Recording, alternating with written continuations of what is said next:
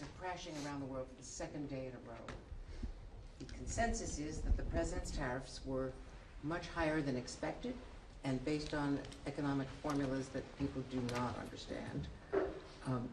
What is your reaction and what is the impact on Europeans? You want them to spend more on defense, yes, which they're agreeing to finally, but how can they do that when their economies are crashing and they are now no, their economies are not crashing. The markets are reacting. No, their economies are not crashing. Their markets are reacting to a dramatic change in the global order in terms of trade.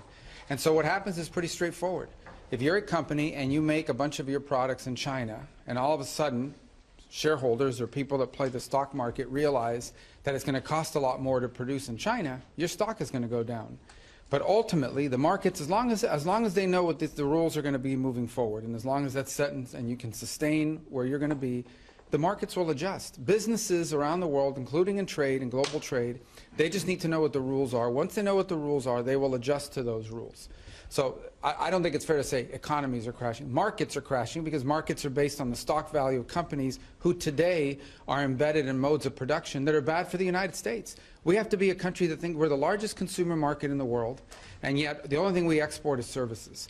And we need to stop that. We need to get back to a time where we're a country that can make things, and to do that we have to reset the global order of trade. And the other part of my question.